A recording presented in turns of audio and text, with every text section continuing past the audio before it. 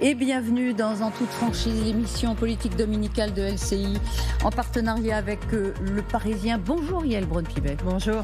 Soyez la bienvenue. Merci. Vous êtes toujours la première femme à présider l'Assemblée nationale. Vous avez été réélue en 2024. Sébastien Lecornu, nommé à Matignon mardi dernier. Ses premières annonces, on attend évidemment vos réactions. Comment pourrait-il réussir là où ses prédécesseurs ont échoué? Quels sont ses leviers pour faire passer ce budget de la France? Vous nous le direz. On dira aussi un mot, c'est important, des suites de l'agression d'un policier à Tourcoing.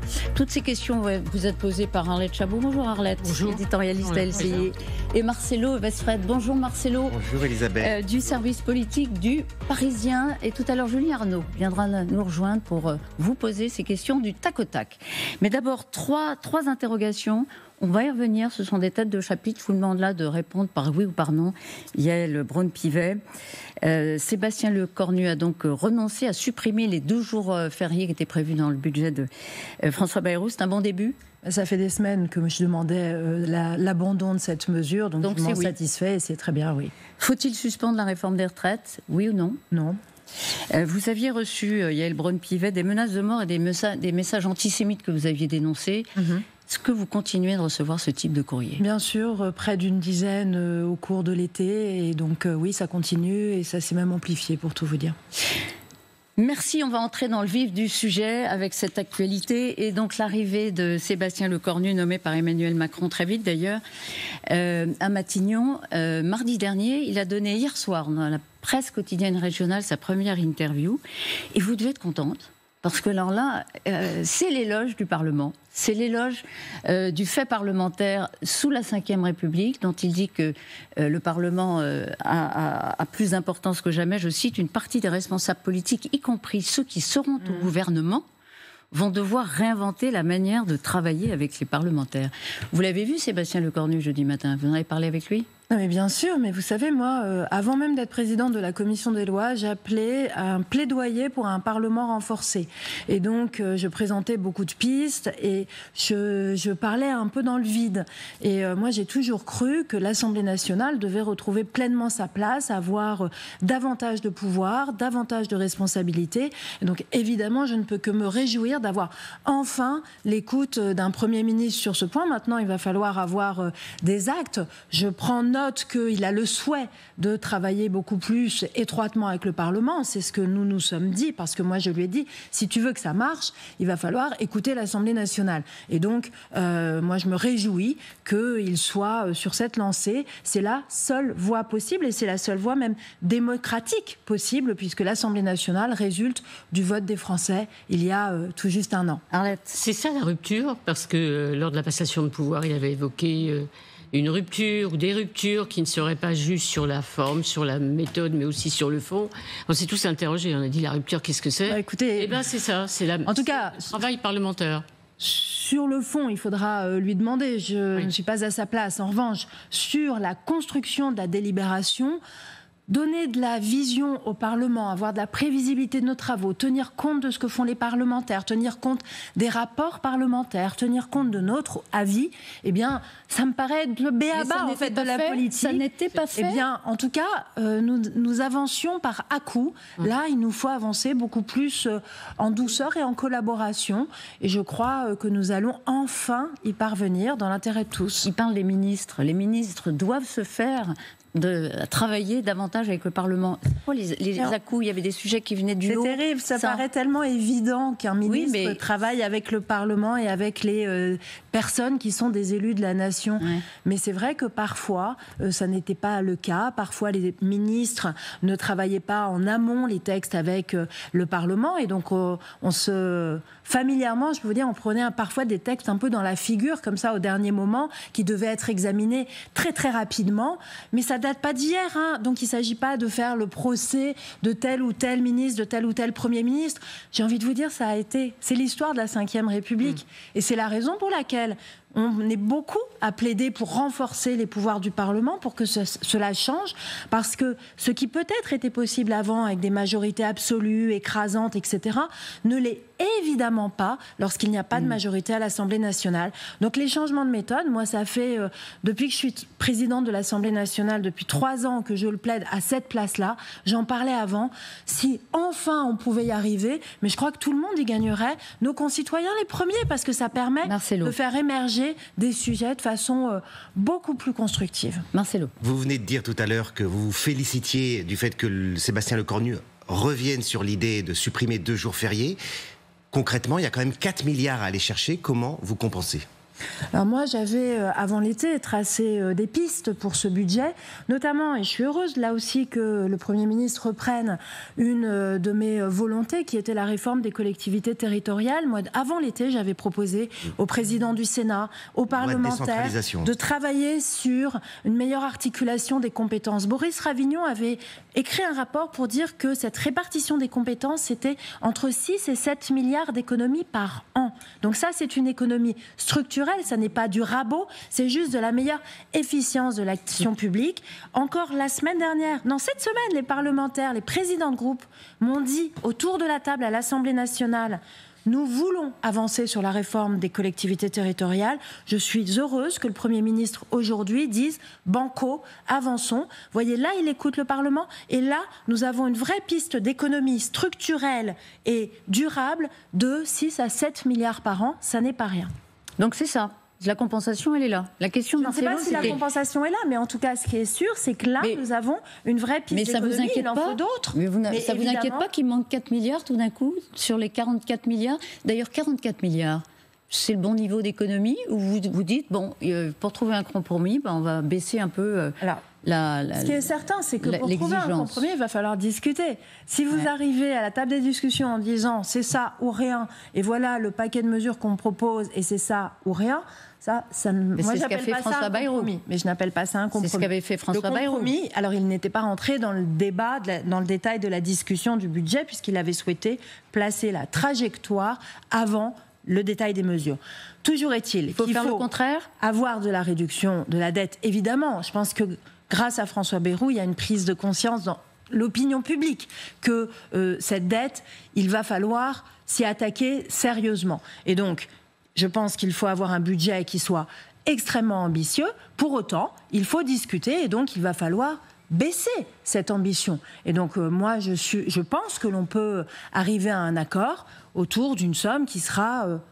un peu moindre. Un peu moindre, ça fait 30, ça fait 30, ça fait 21,7. Si on pouvait avoir une cible à 35-36 milliards, je pense que ça serait bien. Il faut pas faire n'importe quoi non plus. Je pense que personne autour dans la vie politique de notre pays ne veut faire n'importe quoi. Maintenant, essayons de trouver le bon niveau qui nous permette de résorber cette dette et de nous inscrire dans une bonne trajectoire, d'être juste vis-à-vis de nos concitoyens, de sentir que l'effort est partagé par tous et que ça vaut le coup, que ça sert à quelque chose de faire des efforts. Je crois que ça aussi, c'est fondamental, d'où l'importance d'avoir un cap, d'où l'importance d'avoir une trajectoire pour que l'on puisse collectivement se projeter.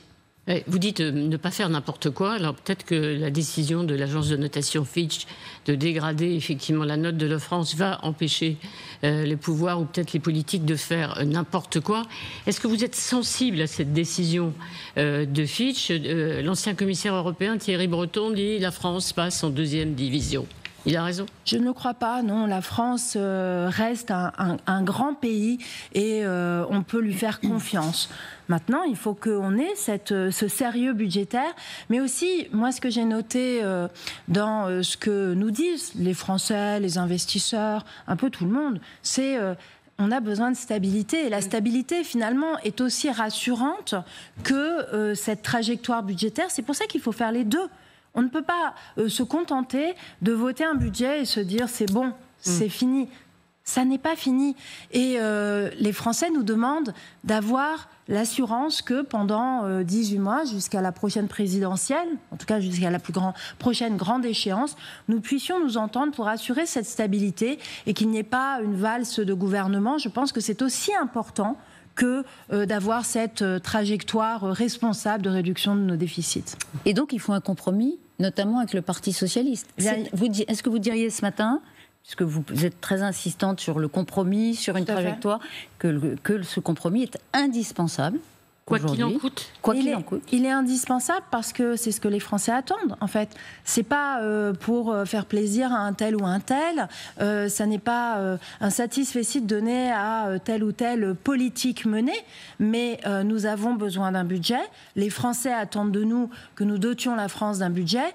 Nous avons le temps devant nous, même si les échéances se rapprochent. On parlera du Mais calendrier. vous voyez, on a un calendrier à respecter. On est encore dans les clous. Et je pense que là, quand on est responsable politique, quand on aime son pays, quand on aime les Français, on ne peut pas avoir une attitude qui serait une attitude de blocage. Maintenant, il faut des négociations, et les négociations sont difficiles, évidemment. On y va. Qu'est-ce qu'on met dans le compromis, Arlette? Alors, il semble que dans le camp du président de la République, ses supporters, les macronistes, se soient un peu convertis, effectivement, à imposer un plus fortement les plus riches. C'est pas de tabou, hein, c'est l'expression qui revient. L'ancien président du groupe, Sylvain Maillard, dit c'est sans doute une connerie, mais bon, il faut peut-être passer par là, parce qu'effectivement, il faut faire une concession. Vous aussi, vous êtes converti, ou bien vous avez toujours pensé qu'au nom de la justice fiscale, il fallait effectivement demander un effort aux plus riches? Je fais partie des premières qui, dans la majorité, se sont exprimées sur ce point, à nouveau avant l'été, dans une interview dans la presse, et j'ai réitéré à plusieurs reprises cette volonté effectivement d'avoir un effort qui soit partagé, et donc qu'il n'y ait pas de tabou, et que nous regardions vers la taxation des plus hauts revenus et des plus hauts patrimoines. Et j'ai même demandé à ce que nous lancions une réflexion sur ce qu'on pourrait appeler les super héritages, ou les héritages aussi en rebond. Vous voyez ces fortunes qui s'accumulent de génération en génération. Je pense que tous ces sujets ne doivent pas être tabous. Il faut de la justice, il faut de la justice fiscale. C'est important parce que, à nouveau, autrement les Français vont se dire... Les efforts, c'est sur quelques-uns. Ça n'est pas acceptable. Les efforts, ils doivent être partagés. Et là aussi, moi, je suis heureuse qu'on puisse avancer. Vous voyez, on n'avance pas par à-coups, mais il faut que les choses maturent, et dans l'opinion publique, et dans la classe politique. Et pas seulement dans l'opinion publique. Oui, vous pensez que le chef de l'État, lui, pourrait dire banco, et jusqu'à maintenant, ça a été quand même une ligne rouge pour lui, cette question-là. Est-ce que, quand vous l'avez rencontré lundi, est-ce qu'il vous a semblé qu'il était prêt à entrouvrir une porte ? Mais en tout état de cause, vous savez, le budget, il doit être voté par l'Assemblée nationale et par le Sénat. Et donc, c'est au groupe parlementaire de réussir à s'entendre sur ce point-là. C'est important que, effectivement... c'est le chef de la famille, Yaël Braun-Pivet. Nulle part. Mais voilà... Est-ce qu'il est plus de place au Parlement, Madame Martichoux, ça signifie que la décision, elle se prend au Parlement et pas dans les petits cercles des conseillers du président de la République. C'est ça, la Ve République, et c'est ça, une démocratie parlementaire. C'est pas plus mal si on est en phase avec le président de l'ex-majorité et de la famille à laquelle vous appartenez. Puisque, et donc, est-ce qu'il est en phase avec vous? Nous faisons partie de sa famille politique, donc évidemment. Maintenant, nous n'avons pas besoin non plus d'un feu vert ou d'un feu rouge pour pouvoir avancer sur tel ou tel point. C'est ça, à nouveau, la démocratie parlementaire. Pas besoin de feu vert ou feu rouge, y compris pour une taxe Zuckman, cette taxe qui est poussée notamment par les socialistes, qui consiste à taxer les plus hauts patrimoines. Mais là-dessus, moi, j'y suis particulièrement opposée. Là, il ne s'agit pas... En fait, vous savez, moi, je ne prends pas mes... C'est la demande numéro 1 des socialistes. Je ne prends pas mes ordres à l'Élysée, vous le savez très bien, je suis extrêmement indépendante. Et donc, j'essaye d'avoir des positions que je construis et qui m'apparaissent les plus justes possibles et les plus raisonnables. Je pense que la taxe Zuckman n'est pas une bonne piste. J'en comprends bien la philosophie et l'idée de cette taxation des plus hauts patrimoine. Mais je pense qu'elle serait contre-productive. Je ne suis pas sûre de sa constitutionnalité. Et il faut quand même faire attention à cela quand on est législateur. En revanche, je pense qu'on peut imaginer d'autres mécanismes. Je sais que le ministère du Budget avait plusieurs choses dans son escarcelle. Donc regardons ensemble ce que nous pouvons faire dans cette direction. Personne ne doit dire c'est à prendre ou à laisser, autrement on n'y arrivera pas. C'est une taxe Zuckman, par exemple, édulcorée dans la mesure où elle ne taxerait pas le patrimoine professionnel. Il faut regarder tout ça, mais en tout cas, moi je pense que telle qu'elle est présentée aujourd'hui, elle n'est pas acceptable et de toute façon, elle n'est pas constitutionnelle. Rien ne serait pire que d'avoir un compromis avec les forces politiques de notre pays et d'avoir un budget qui serait retoqué par le Conseil constitutionnel le 28 décembre. Mais ça ne vous inquiète pas que les socialistes en aient fait un mantra ? Ils veulent de la justice fiscale et de la justice sociale. Je partage cette volonté. Maintenant, il faut trouver les bons mécanismes et les bons mécanismes qui trouvent une majorité à l'Assemblée nationale. En fait, il faut aussi sortir de cette idée de se dire j'ai raison à moi tout seul parce que j'ai 100 députés, 66 députés, 49 députés, etc. Non, forcément, là, il va falloir qu'on se réunisse et qu'on trouve le bon chemin ensemble. En tout cas, c'est vraiment ce que les Français attendent, vous savez, de nous. Moi, avant-hier, j'étais à l'inauguration, on en reparlera peut-être, parce qu'on parlera peut-être d'agriculture, à la foire de l'Essai dans la Manche. Les Français comme hôtel de l'Essai. M'ont parlé, voilà, il y avait le lien, donc ils m'ont offert un pain de la lande de l'Essai que je puisse planter dans les jardins de l'hôtel de l'Essai. C'était leur clin d'œil, et j'étais à l'Essai la veille, dans la Mayenne. Donc voilà, les Français sur le terrain, parce que je vais beaucoup sur le terrain, me disent simplement essayez de trouver le bon chemin. En tout cas, il faut mettre le maximum de nous pour essayer de le trouver. Alors, autre mantra socialiste, c'est la réforme des retraites. Alors, quand Elisabeth vous a demandé tout à l'heure, faut-il la suspendre, vous avez dit non. Mais là aussi, c'est quand même un totem. C'est exactement la même chose que l'impôt sur les plus riches. Donc, que peut-on faire ? Que peut faire le Premier ministre ? Que peut accepter sa majorité, guillemets, à majorité relative, mais on ne la suspend pas ?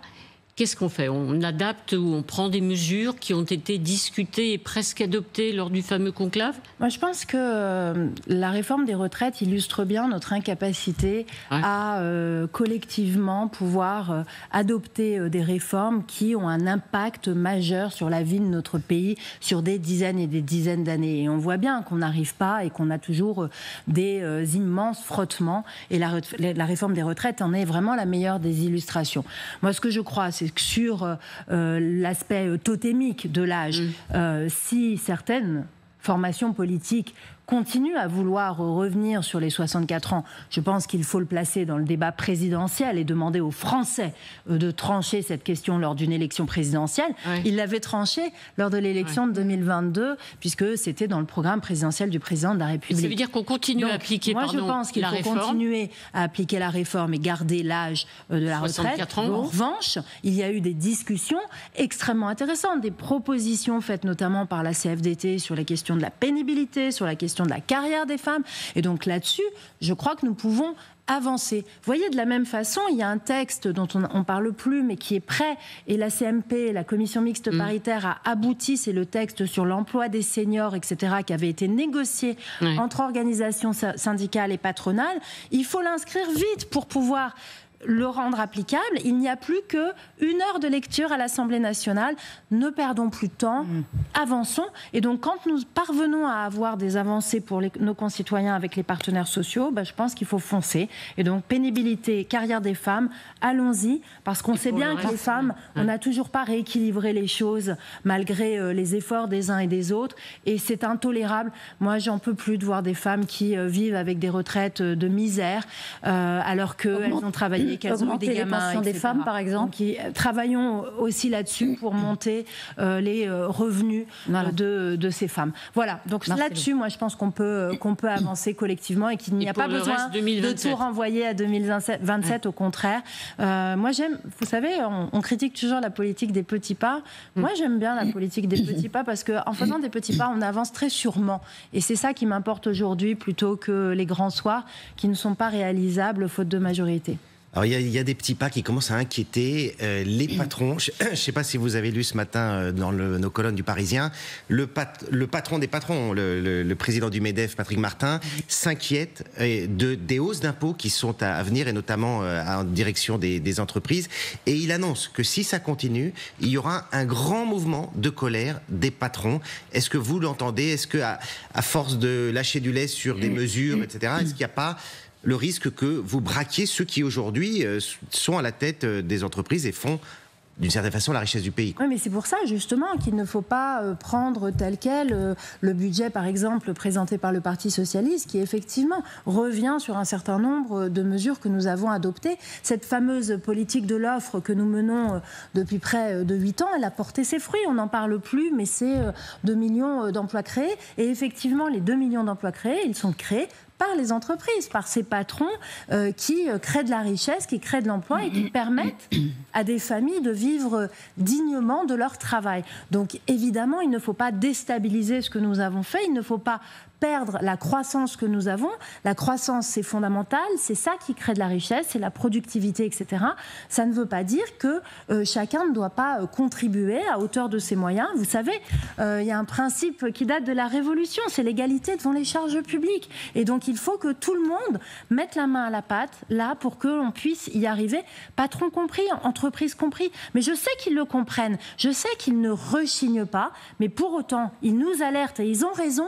Ne cassons pas le peu de croissance que nous avons, ne revenons pas sur la politique de l'offre. La France est redevenue le pays le plus attractif d'Europe parce que nous avons mené cette politique. Et donc ça, il faut absolument le préserver parce que ça concerne au premier chef les Français.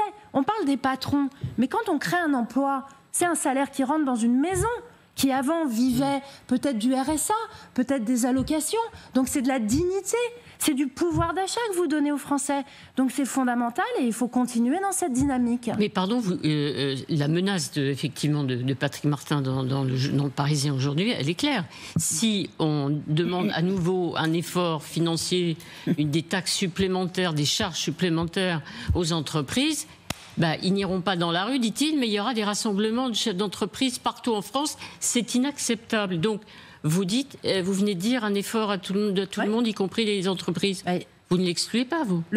Moi, je ne l'exclus pas. Le Premier ministre doit avoir ce dialogue fécond avec le MEDEF et avec les fédérations d'entreprises. Et vous sentez quand même la crispation. On sent l'inquiétude parce qu'ils ne veulent pas qu'on fasse n'importe quoi. Et en fait, on voit bien qu'il y a de la tension partout, qu'il y a de l'inquiétude. Et c'est la raison pour laquelle toutes ces tensions et toutes ces inquiétudes, il faut les entendre et il faut réussir à adopter un budget qui soit dans l'équilibre. L'équilibre. Mais c'est ce que disaient François Bayrou et Michel Barnier avant lui il y a un an. Eh bien, cet équilibre, il faut le trouver avec les partenaires sociaux. Donc, il faut les écouter, il faut les recevoir. Je sais que le Premier ministre va recevoir les organisations syndicales après avoir reçu les formations politiques. Cela me semble de bonnes méthodes pour trouver le bon chemin. Mais en tout cas, on retient que vous n'excluez pas, vous, taxation supplémentaire sur les entreprises ou le prélèvement exceptionnel qui ne serait plus exceptionnel. Il faut regarder, moi, à nouveau, je ne suis ni dogmatique, je n'ai pas de tabou. Maintenant, je vous l'ai dit, mes lignes sont claires, il ne faut pas que cela affecte la politique économique que nous avons menée et qui a porté un certain nombre de fruits qui profitent à tous les Français.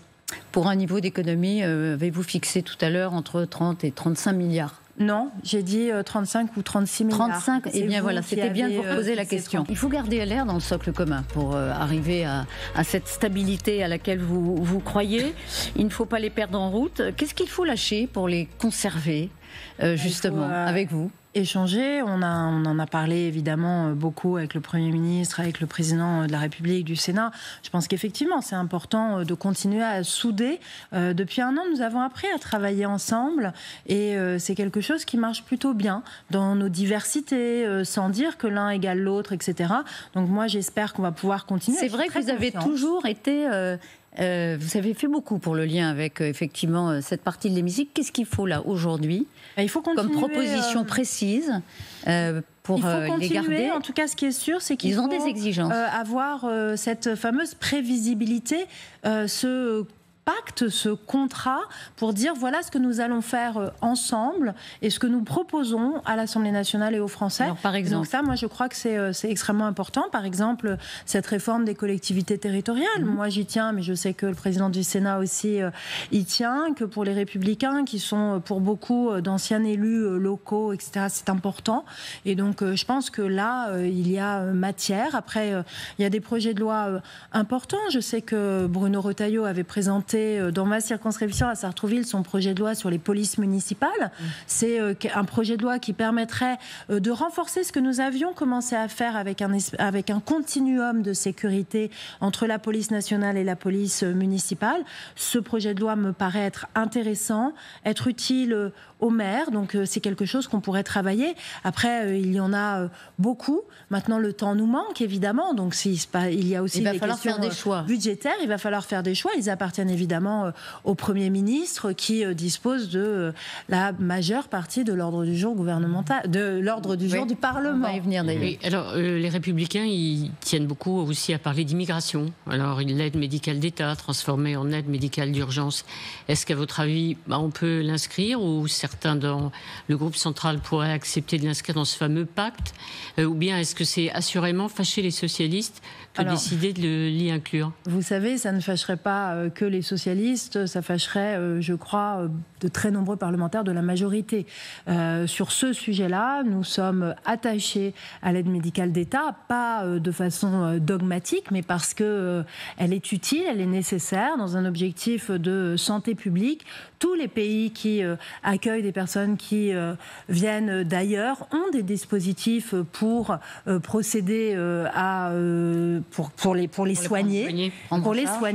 Il y a des pays qui ont voulu renoncer, l'Espagne par exemple en son temps, et ils sont revenus sur cette mesure parce qu'ils se sont rendus compte que ça n'était pas une bonne idée, que ça n'était pas efficient et que ça n'était pas effectif. Par exemple. Donc moi je suis très favorable à ce que l'on reprenne ce fameux rapport dont on parle et qu'on puisse enfin l'appliquer, ce que voulait faire François Bayrou, ce rapport Évin-Stefanini, qui avait un certain nombre de propositions pour bien rationaliser, s'assurer qu'il n'y a pas de fraude, puisqu'il y a de la fraude à l'AME, mais comme il y a de la fraude fiscale et qu'il y a de la fraude sociale, etc., dès que vous créez un dispositif, il y a des contournements, donc il faut évidemment le sécuriser, faire en sorte qu'il soit le plus efficient possible, vérifier qu'effectivement chaque dépense est nécessaire, mais en aucun cas, à mon sens, il ne faut supprimer l'AME pour la transformer en AMU. Ce serait une erreur, et je vous dis à nouveau, les rares pays qui s'y sont lancés en sont revenus.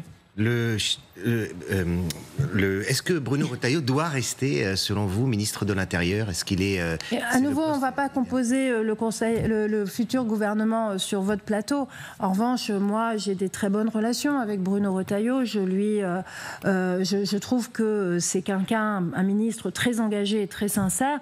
Après, le Premier ministre verra en liaison avec chacun des partis du socle comment mieux organiser l'action gouvernementale, et donc ils leur appartiendront de faire ces choix-là. Mais en tout cas, moi, je n'ai pas à en avoir. Vous voyez, au nom de la stabilité, du continuum de l'action publique et politique, on a eu combien de ministres de la Santé, combien de ministres de l'Éducation nationale, combien de ministres des Outre-mer, on est bien d'accord. C'est pas le moment. Attendez, moi je suis présidente de l'Assemblée nationale. Je vous dis que je veux que l'Assemblée nationale ait un rôle plus important. Mais ce rôle plus important, il faut aussi respecter nos institutions. Il y a un grand principe de séparation des pouvoirs entre l'exécutif et le législatif. Je ne vais pas commencer à me mêler en tant que présidente de l'Assemblée nationale de la composition du pouvoir exécutif. Alors là, je suis désolée. Marcelo, il y a une exception. Si jamais vous étiez appelé, vous, pour un poste, par exemple, régalien, je ne sais pas, ministre des Affaires étrangères, est-ce que vous quitteriez le perchoir pour justement essayer de consolider ce gouvernement? Évidemment non. Évidemment non. Je suis présidente de l'Assemblée nationale et j'ai eu l'immense honneur d'être élue 2 fois présidente de l'Assemblée nationale. Je suis élue par mes concitoyens et par mes pairs, par les parlementaires. Et en 2024, personne n'imaginait que je réussirais à être élue présidente de l'Assemblée nationale compte tenu des circonstances politiques et de la composition de l'Assemblée nationale. Les députés de la majorité et de l'opposition m'ont fait confiance. Depuis 3 ans, je fais fonctionner cette Assemblée nationale. Elle tourne. J'ai un dialogue respectueux avec l'ensemble des groupes politiques. Mais pardon, et donc, je veux continuer à exercer cette fonction. C'est là où je suis la plus utile en ce moment, dans ce temps politique compliqué. Alors, personne ne vous contestera ça, mais vous n'étiez pas candidate, mais vous avez fait, une offre de service. Vous avez dit il y a quelques jours, pour Matignon, je suis disponible, je veux servir mon pays. J'ai dit effectivement que compte tenu de la situation politique et de cette fragmentation et de ce besoin dont tout le monde parlait de dialogue, de considération des groupes politiques, que si on pensait que moi, qui avais réussi à l'Assemblée nationale, je pouvais être celle qui anime cette équipe à Matignon, que je ne m'accrocherais pas à mon siège. Parce que d'aucuns pensaient que je m'accrocherais à mon siège confortable de la présidence de l'Assemblée nationale, où je suis inamovible. Et donc, on aurait pu se dire, et je crois que beaucoup se disaient, oh là là, elle est bien au chaud, elle va préférer y rester. C'est pas mon genre, je suis pas bien au chaud. Moi, j'ai toujours pris des risques dans ma vie, personnelle et politique. parce que je mets au plus haut l'intérêt des Français, l'intérêt de mon pays. Voilà le sens de la démarche qui a été la mienne. Puisqu'on se dit tout ce matin, certains ont dit bah ouais, elle est prête à aller à Matignon, elle pourrait même, Yaël Braun-Pivet, proposer aux socialistes pour conclure un accord, pour favoriser le compromis, accepter ou proposer aux socialistes la présidence de l'Assemblée. On a même parlé de François Hollande, donc vous démentez, c'est une rumeur. En fait, ce que moi j'avais imaginé, et ce que j'imagine toujours, c'était est-ce qu'on peut se mettre d'accord sur un grand pacte de stabilité et de responsabilité jusqu'en 2027. Et mon idée, c'était de dire, en fait, il faut nous mettre d'accord sur ce que nous allons faire ensemble et sur ce que nous n'allons pas faire ensemble. Et ce que nous réservons pour la présidentielle. Ce que nous allons faire ensemble, c'est cette réforme territoriale, c'est la question de l'accès aux soins, et je me réjouis aussi des premières annonces du Premier ministre, la question du travail, la question de la jeunesse, la question du grand âge. Voilà, sur ces sujets, par exemple, on pourrait se mettre d'accord et se dire, voilà, on va travailler ensemble. Et puis, on dit, les retraites, l'âge, etc., on le laisse pour 2027. Et dans ce pacte de gouvernement et de stabilité, de responsabilité, on aurait très bien pu envisager un pacte plus global qui comprenne les postes à l'Assemblée nationale. Comme vous le savez, il y a des vice-présidences, il y a des présidences de commission. Tout va être mis C'est ce qui se passe dans des démocraties matures où on essaye de répartir un peu les fonctions. Eh bien, ça aurait pu être une voie. Ça n'est pas la voie pour le moment que l'on a choisie, mais en tout cas, moi, je suis toujours très favorable à ce dialogue et c'est ce que j'essaie de faire. On a beaucoup de questions, des réponses courtes. Sur la méthode, est-ce que le gouvernement devrait s'engager à ne pas utiliser le 49.3, à ne pas passer en force? Sébastien Lecornu ce matin a dit plutôt qu'il souhaite garder ce levier, mais quel est votre avis? Moi, je trouve toujours très bizarre qu'on se prive d'un outil constitutionnel et un outil qui permette de pouvoir avancer à l'Assemblée nationale, parce que vous savez, le 49.3, il a été aussi imaginé pour combattre l'obstruction parlementaire dès l'origine. Et moi, je force est de constater que parfois, on a de l'obstruction qui viennent de certains groupes politiques. Et donc, oui, il ne faut pas se priver de cet outil, mais pour pouvoir avancer, pour pouvoir, par exemple, faire face à de l'obstruction ou à des blocages qui seraient des blocages dogmatiques. Mais en revanche, je l'invite vraiment, et il le sait, et c'est son souhait, à essayer au maximum de trouver des majorités à l'Assemblée nationale. Comme vous le savez, l'usage du 49.3, de toute façon, est extrêmement limité. Yaël Braun-Pivet, les débats dans l'hémicycle vont reprendre. Vous allez nous dire à quelle date. Quel est le texte qui, pour vous, est prioritaire, compte tenu du fait qu'il y en a beaucoup qui sont dans l'antichambre, il y a un embouteillage. Il y avait des textes qui étaient entre le Sénat et l'Assemblée, des textes qui doivent arriver à l'Assemblée. Le texte qui vous semble important? Moi, je pense que sur la fin de ce mandat, le texte qui me semble fondamental, c'est le texte, c'est la réforme sociétale sur la fin de vie. Alors, je ne dis pas aujourd'hui que c'est un texte urgent dans cette rentrée. Ce que je dis, c'est qu'il faut que nous aboutissions à la fin du processus parlementaire avant la fin du quinquennat sur ce texte sur la fin de vie. Et donc, j'ai demandé au Premier ministre, j'ai demandé au président du Sénat de ne pas changer le calendrier de ce texte. Parce que, je ne sais pas si vous vous rappelez, si on fait un petit retour en arrière, le texte avait été interrompu par la dissolution, puis après, Michel Barnier a reporté l'examen de ce texte, puis François Bayrou a reporté l'examen de ce texte. Et moi, je ne supporterai pas un troisième report. Donc ce texte a été examiné à l'Assemblée et voté à l'Assemblée très largement par les parlementaires. Il est inscrit au Sénat. Il doit être examiné en séance publique à partir du 7 octobre et voté le 21 octobre. Et moi, j'entends que ce calendrier soit tenu pour que nous puissions avoir un espoir d'en terminer l'examen. Et vous en avez parlé à Sébastien Lecornu? J'en ai parlé évidemment au Premier ministre. Il a dit oui. Parce que il le dira, je l'espère, plus tard, mais en tout cas, moi, c'est vraiment mon souhait, parce qu'autrement, le texte est enterré. Ne nous faisons pas d'illusions. Si on ne respecte pas le calendrier au Sénat, ça veut dire qu'on enterre le texte et qu'on ne le votera pas sous ce quinquennat. Et ça, pour moi, c'est inacceptable, parce que c'est un texte qui est attendu par les Français. Après, si on regarde quelles sont les urgences, moi, j'ai des textes qui sont prêts. Il y a le texte dont on a parlé sur l'emploi des seniors, c'est un texte important, 1 heure dans l'hémicycle, c'est tout. J'ai un texte sur la cybersécurité, c'est important parce qu'on voit bien qu'on a de plus en plus d'ingérence des pays étrangers. Il faut sécuriser nos collectivités, nos entreprises. Ce texte est prêt, il a été adopté à l'unanimité en commission il y a 3 jours.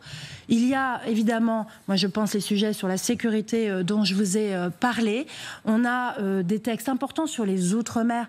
Manuel Valls avait préparé un texte sur la vie chère. Il est prêt, il était inscrit. Sébastien comme moi, on est particulièrement attachés à nos Outre-mer. Je crois que ce texte sur la vie chère doit être examiné aussi La réforme de l'audiovisuel, rapidement. par exemple. C'est un texte, comme vous le savez, qui a eu un chemin parlementaire difficile. Donc il faudra regarder comment on peut continuer à avancer, peut-être de façon plus sereine. Et sur le budget, pardon, nous serons dans les temps. Alors le budget, très concrètement, pour que tout le monde comprenne, en fait, normalement, la copie doit être présentée au Parlement le 7 octobre pour que les parlementaires puissent se réunir et travailler dessus sur cette copie en commission. J'ajoute quand même que depuis le début du mois de septembre, tous les parlementaires travaillent sur le budget. J'ai des rapporteurs pour avis, des rapporteurs pour spéciaux qui travaillent sur le budget de notre pays. Et les débats doivent commencer mi-octobre dans l'hémicycle de l'Assemblée nationale pour ce que nous avions prévu, un vote le 21 octobre. Allez, encore beaucoup de questions, Marcelo. On a parlé du Parti socialiste, on a parlé de LR, on n'a pas parlé du Rassemblement national. Oui, tout à fait. Alors, est-ce qu'il faut aller... le Rassemblement national qui tient, d'ailleurs, il y a un grand meeting aujourd'hui à Bordeaux, veut accélérer vraiment le tempo. Dissolution, même une démission, même une élection présidentielle anticipée. Est-ce que vous pensez qu'il joue le chaos ? Mais il y a effectivement dans notre pays certains partis politiques, vous parlez du Rassemblement national d'un côté, mais on peut parler de la France insoumise de l'autre, qui cherchent effectivement à ce que nos institutions dysfonctionnent pour pouvoir en tirer profit. Alors, par différentes méthodes, le Rassemblement national appelle à la dissolution, mais on voit bien ce qu'il y a derrière leur tête, et LFI appelle directement à la destitution du président de la République. Ils ont d'ores et déjà déposé sur le bureau de l'Assemblée nationale une centaine de signatures, dit Mathilde Panot sur Twitter. Procédure de destitution, une après l'autre, avec effectivement une centaine de signataires, puisqu'ils ont réussi à gagner à cette procédure certains députés communistes et certains députés écologistes. Moi... Vous voyez, quand je parle de pacte de stabilité, c'est pour assurer la stabilité de notre pays. C'est certainement pas pour avoir d'un côté une démission, une destitution, une dissolution. Donc il joue le chaos. Donc il joue le chaos, évidemment. Et nous ne devons pas l'accepter, nous ne devons pas surtout le laisser faire. Et là, moi, c'est mon rôle en tant que président de l'Assemblée nationale d'assurer cette stabilité, d'assurer le fonctionnement. Et à nouveau, les Français, on parlait tout à l'heure des chefs d'entreprise qui ne voudraient pas telle ou telle mesure. Mais la plus grande chose que les chefs d'entreprise nous demandent, c'est la stabilité. C'est dire, moi, est-ce que je peux investir en janvier, en mars, l'année prochaine ? Comment je peux me projeter ? Eh bien, justement, avec ce pacte de stabilité, de responsabilité, sans dissolution, sans démission, sans destitution, on leur offre cette nécessaire stabilité qui leur permettra de se projeter et permettra à tous les Français de se projeter. Alors, sur Arlette. Est-ce que, lorsque le président de la République, ex-président de la République, Nicolas Sarkozy, dit qu'après avoir reçu Jordan Bardella, que le RN fait partie de l'arc républicain, est-ce que vous êtes d'accord ? Est-ce que vous avez été surprise par cette déclaration ? Est-ce que pour vous, ce qui se profile, peut-être assez rapidement, c'est une alliance des droites ? On sait que certains la prônent, cette alliance des droites, allant des Républicains au Rassemblement national, et on les entend. Hein. Vous venez de citer le président Sarkozy. Je sais, pour en discuter avec d'autres Républicains, qui ne la souhaitent pas. Et donc, on sent bien qu'il y a une ligne de fracture et que finalement, le bouger qu'avait fait Éric Ciotti en 2024, alors patron des Républicains, et qui n'avait entraîné personne derrière lui, finalement, n'a pas manifestement complètement réglé la question de cette union des droites. Ce que dit Nicolas Sarkozy, ça vous choque ou c'est une évidence ? Parce qu'évidemment, non, moi ça me choque. Moi ça me choque parce que, mais comme certains disent, nous voulons une primaire du centre jusqu'à Sarah Knafo. Mais en fait, c'est pas ce type, c'est pas possible. C'est pas possible parce que nous ne partageons pas les mêmes valeurs et nous ne partageons surtout pas le même projet politique. Donc c'est clair. J'espère. Que Julien Arnaud, nous rejoigne, et pendant qu'il arrive, une question. Très concrètement, début octobre, les postes clés de l'Assemblée nationale sont remis en jeu, c'est-à-dire les postes de vice-présidence, de présidence de commission, etc. Pour l'instant, le Rassemblement national, qui est pourtant le premier groupe, n'est pas représenté. Est-ce que vous souhaitez au nom de la représentativité de ces fonctions, qu'ils aient des postes clés. Moi, je souhaite que tous les groupes politiques présents à l'Assemblée nationale aient une place au bureau de l'Assemblée nationale. Il y a aujourd'hui 3 groupes qui n'en font pas partie, parce qu'on parle souvent du Rassemblement national, mais il y a aussi le groupe UDR présidé par Éric Ciotti, et il y a aussi le groupe MoDem présidé par Marc Fesneau, qui n'ont pas de siège au bureau de l'Assemblée nationale, plus haute instance de l'Assemblée nationale. Ça n'est pas normal. Et donc mon souhait, tel que je l'ai exprimé à tous les présidents de groupe que j'ai vus en tête-à-tête au mois de juin dernier, c'est que chaque groupe soit représenté au bureau de l'Assemblée nationale. J'espère que nous y parviendrons. Pour moi, c'est un souci vraiment démocratique. Chaque voix compte, et donc chaque voix doit compter dans le plus petit de nos villages jusqu'aux plus hautes instances démocratiques de notre pays, l'Assemblée nationale et le bureau de l'Assemblée nationale. Je continuerai à plaider pour cela. Après, comme vous le savez, il me faut un accord des groupes politiques. C'est compliqué parce que certains ne sont pas sur cette ligne-là, sont justement excluants. Ça n'est pas mon cas. Je considère chaque parlementaire, je ne fais jamais le tri entre les députés. Alors, Julien, je vous assure, très vite on vient vers vous, mais une question très rapide, parce que vous êtes très attentive à ce que disent les Français, à ce qu'ils pensent, aller sur le terrain, et vous voulez de la stabilité, mais les Français, à 61%, sondage IFOP pour LCI, ils veulent la dissolution. Ils la souhaitent. Voilà. Mais est-ce que vous vous préparez à une dissolution si le budget, évidemment, devait ne pas être adopté? Non, je ne m'y prépare pas parce que je ne me mets pas dans cette hypothèse-là. Moi, à la place qui est la mienne, mon job, c'est de faire fonctionner l'Assemblée nationale et de mettre toutes mes forces dans la bataille. Vous entendez les Français. Pour eux, c'est la solution. Alors ça, c'est un sondage, parce que je peux vous dire que moi, à nouveau, sur le terrain, à la foire de l'essai, j'en ai pas un qui m'a parlé de dissolution, et j'ai rencontré des centaines et des centaines de Français, et de la même façon, en réunion publique la veille, devant plus de 300 personnes chez Yannick Favennec dans la Mayenne, personne ne m'a parlé de dissolution et de leur souhait de dissolution. Donc méfions-nous quand même et rentrons plutôt aussi dans la complexité des choses. Je pense que peut-être qu'ils veulent la dissolution si l'Assemblée était complètement bloquée. Maintenant, mon job, c'est de faire en sorte qu'elle ne soit pas bloquée, et comme ça, cette envie de dissolution disparaîtra. Julien Arnaud. Réponse courte, s'il vous plaît, Madame la Présidente de l'Assemblée. Faut-il interdire TikTok, la plateforme chinoise, Instagram, Snapchat, bref, les réseaux sociaux, pour les moins de 15 ans? Je suis assez favorable, oui. Un délit de négligence pour sanctionner les parents irresponsables qui exposent trop leurs jeunes enfants au réseau. Ça, c'est une bonne idée? Je suis pas fan. Moi, je préfère. J'aime pas la sanction comme ça éducative. En revanche, accompagnons les parents sur le plan éducatif par rapport aux réseaux sociaux. Aidons-les et alertons-les, parce que bien souvent, ils n'ont pas conscience forcément de la dangerosité de ces réseaux ou du temps que leur enfant passe dessus. Donc, plutôt soyons dans l'éducation parentale à cet égard, l'éducation de la société, parce que nous aussi, on les utilise trop, les réseaux sociaux et nos portables. Donc, soyons tous maintenant vigilants et conscients de leur danger. La reconnaissance de l'État palestinien à l'Assemblée générale de l'ONU à New York le 22 septembre prochain, la France en tête. Est-ce le bon moment ? Alors je trouve que la démarche et ce qui s'est passé à l'ONU hier était extrêmement important. Je ne sais pas si vous avez vu la déclaration qu'ils ont tous endossée. Et en fait, ça nous emmène sur le chemin de cette reconnaissance de l'État palestinien, ce qui est une bonne chose. Et en même temps, vous avez vu des signataires qui ne reconnaissent pas l'État d'Israël et qui, dans cette déclaration, reconnaissent l'État d'Israël. Et donc ça, avoir ce double mouvement que le président de la République a initié, de double reconnaissance d'Israël et d'un État palestinien, ça, c'est la bonne voie, et je trouve ça extrêmement positif. La semaine prochaine, Renaissance doit encore changer de nom, idée du secrétaire général Gabriel Attal. On transforme la devanture car on est à court d'idées, c'était indispensable. Franchement, moi, je pense que c'est pas le sujet aujourd'hui, mais j'avais cru comprendre qu'on reportait ça à plus loin, compte tenu justement du moment. Du contexte. Et donc, exactement. Et puis, effectivement, c'est pas du tout une priorité. Attaquons-nous justement à cette réflexion. Vous voyez, je parlais du patrimoine, cette fiscalité. Ça fait longtemps que c'est dans les tiroirs. Eh bien, j'aimerais bien qu'on puisse en discuter dans mon parti. Dernière petite question, justement, le Parti communiste français, financièrement sanctionné pour avoir présenté, vous avez lu certainement cette information, trop de femmes aux législatives en 2024, une pénalité de plus de 68 000 €, 35 candidates et 32 candidats. Pénalité absurde.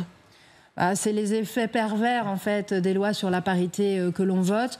On voit bien qu'aujourd'hui on a toujours un problème de femmes quand même en politique. Faut pas. Voilà, c'est peut-être l'arbre qui cache la forêt avec un parti qui est extrêmement vertueux en la matière. Mais on a encore, je vous le rappelle, à l'aube des élections municipales, seulement 20% de femmes maires. Donc mesdames, engagez-vous en politique. Allez, il nous reste 1 minute. Vous avez dit que vous ne sentiez pas de demande de dissolution sur le terrain. Vous la sentez, la colère sociale ? 10 septembre, mercredi dernier, 18 septembre, intersyndicale dans la rue. Vous sentez ? Oui, on la sent.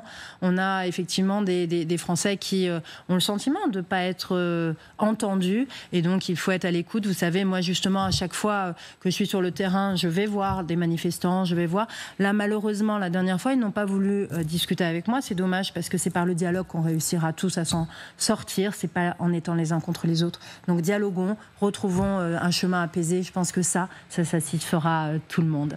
Mais cette colère sociale, vous la constatez, vous la redoutez ? Je la redoute pas, je redoute jamais ce que nous disent les Français. Autrement, il ne faut pas faire de la politique si vous avez peur de ce que les Français expriment. En revanche, il faut l'entendre, ils ont des organisations. Là, le 18, ce sont les organisations syndicales. Je me réjouis vraiment que le Premier ministre puisse écouter tout le monde et rencontrer tout le monde pour trouver les chemins qui vont nous permettre d'avancer ensemble. J'oublie, et on n'en a pas parlé, mais il y a la question du pouvoir d'achat, de la rémunération du travail. Il y a beaucoup de propositions qui sont sur la table et qui tournent autour de la CSG pour faire en sorte que le travail paie plus. Ça m'apparaît comme étant extrêmement intéressant, donc discutons-en également. Merci beaucoup Yaël Braun-Pivet d'avoir été notre invitée aujourd'hui dans En toute franchise sur LCI avec Le Parisien. Merci Marcelo, merci Arlette, merci Julien Arnaud et bien sûr restez sur LCI. Bonne journée.